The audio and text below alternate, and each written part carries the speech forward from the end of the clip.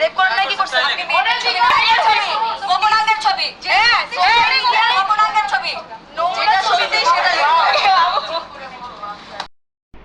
আমি একটা জিনিস বুঝলাম না, বাংলাদেশে প্রত্যেকটা দলে একটা দুইটা খারাপ মেয়ে না থাকলে কি আসলে দল গঠন কি পরিপূর্ণ হয় না?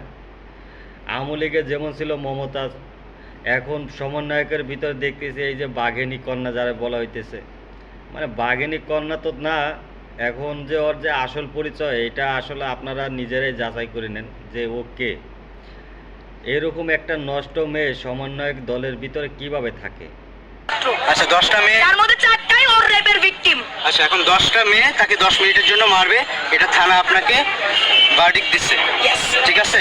এখন আমি আপনাদের বলি, বাংলাদেশ সেনাবাহিনী এখন থানার প্রোটেকশনের জন্য এবং বাহিরে যে কোনো ধরনের এর এখনো পর্যন্ত দল থেকে বহিষ্কার কেন যে করতেছে না আমার আসলে বুঝতে পারতেছি না, মাথা কোনো কাজ করতেছে না।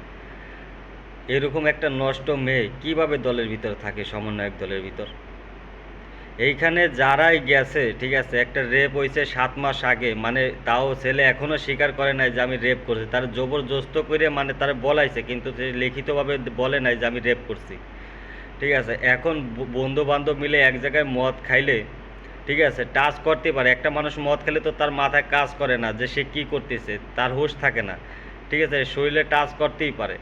তুমি যখন তার সাথে মদ খাইতে পারছো, শরীরে টাচ করছে, তোমার কাছে এখন সে খারাপ হয়ে গেছে, রেপিস্ট হয়ে গেছে, তার কাছে গেছো কিসের জন্য তুমি? তা আবার ঘরে আইনে তুমি দাওয়াত করে তুমি তার সাথে মদ খাইছো, তুমি তার বাসায় যায় মদ খাইছো, আর এইটার কোনো বিচার নাই, আর তোমার রেপ করতে তুমি এই বিচার নিয়ে আইছো? মদ খাইতেছে ভাই, মদ খাইতেছে, এটা কেমন শিক্ষার্থী আমি বুঝতেছি না। আপনারা ভুল বুঝে আমারে কোনো উল্টাপুল্টা কমেন্ট করবে না, আপনারা ভালো করে যাচাই বাছাই করে তারপরে আপনারা এখানে একটা কমেন্ট করেন। আজকে বাংলাদেশের বিভিন্ন জায়গায় দেখবেন সমন্বয়কের দলের ভিতরে অনেকে চাঁদাবাজি করতেছে, অনেকে টাকা নিতেছে, যারা ধরা খাইতেছে সে বলতেছে আরে এ তো আমাদের সমন্বয়কের ভিতর না, সে আওয়ামী লীগ ছিল আগে, সে আমাদের ভিতর ঢুকছে, তারা আমরা নিতে চাই নাই। আসলে কি বলবো, প্রত্যেকটা মানুষই আমরা ভালো, আমরা প্রত্যেকটা মানুষই ভালো, কেউ খারাপ নেই বাংলাদেশে।